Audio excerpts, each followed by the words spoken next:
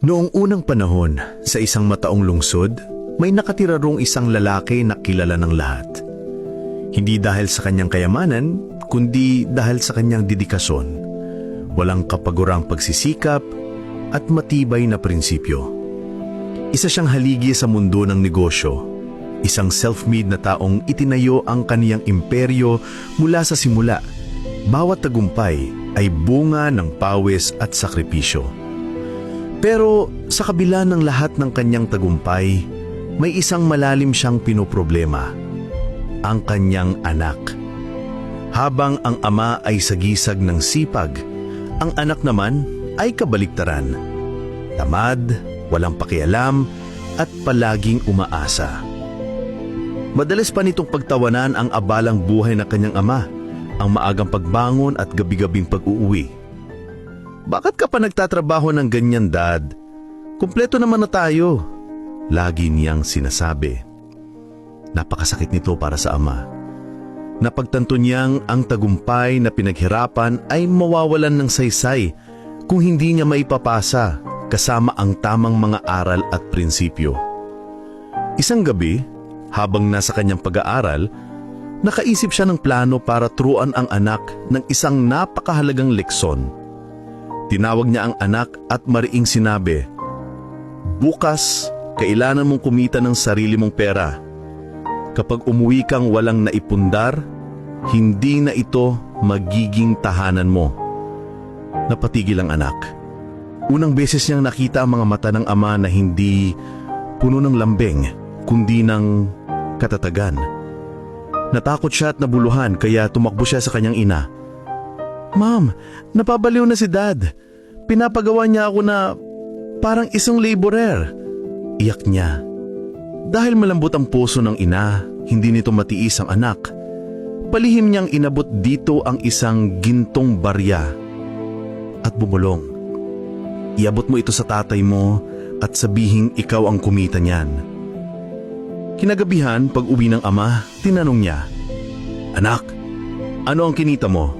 Buong yabang na inabot ng anak ang gintong barya. Walang sinabi ang ama kundi sabi, "Mabuti. Ngayon lumabas ka at itapon mo ito sa balon." Bagaman nagtataka, ginawa ng anak ang utos. Itinapon niya ang barya sa malalim na tubig nang walang pag-aalinlangan. Kinabukasan, inulit ng ama ang utos. "Magtrabaho ka, kumita ka." Ngayon sinigurado niyang wala ang ina.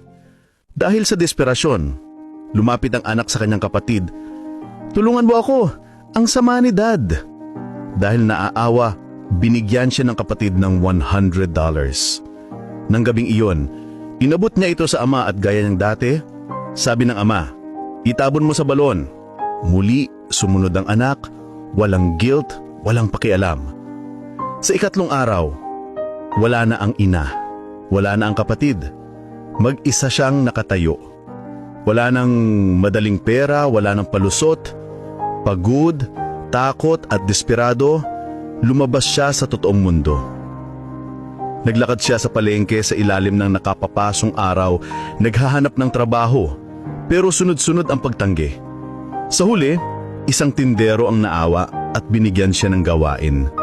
Magbaba ng mabibigat na sako mula sa truck. Ang batang hindi pa nakakapagbuhat ng mas mabigat kaysa cellphone, ngayon ay napayuko sa trabaho. Magaspang ang mga sako, mabigat sa balikat, at nagliliyab ang kanyang mga palad.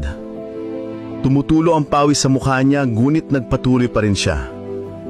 Pagkalipas ng maraming oras ng nakakapagod at masakit na gawain, kumita siya ng $20. Pagod na pagod at masakit ang buong katawan, umuwi siyang hawak ng mahigpit ang perang iyon, parang kayamanan. Kinagabihan, tinanong niyang muli ang anak. Inabot niyang gusot ang $20. "Itabon mo sa balon," sagi ng ama. Ngunit ngayon, sumigaw ang anak, "Hindi! Alam mo ba kung gaano kahirap kitain ito? Masakit pa ang likod ko, nanginginig pa ang kamay ko. Pinaghirapan ko ito. Paano mo ako papayagang itapon ito?" Natuwa siya. Ngumiting daagi nali ang ama. Exactly, anak. Kapag pinaghirapan mo ang isang bagay, nagiging priceless ito. Kaya ko pinahalagaan ang bawat sentimong pinaghirapan ko. At sa unang beses, naintindihan niya ang kanyang ama. Anong aral? Huwag palakihin ang bata na maging mayabang, puro layaw at puro pagpapakitang yaman na hindi naman nila pinaghirapan. Turuan silang maging mapagpakumbaba. Turuan silang kung gaano kahirap kumita at gaano kadaling magwaldas dahil ang perang hindi pinaghirapan ay walang tunay na halaga. Pero ang perang pinagpawisan ng buhay ay may dalang respeto, dangal at kahulugan.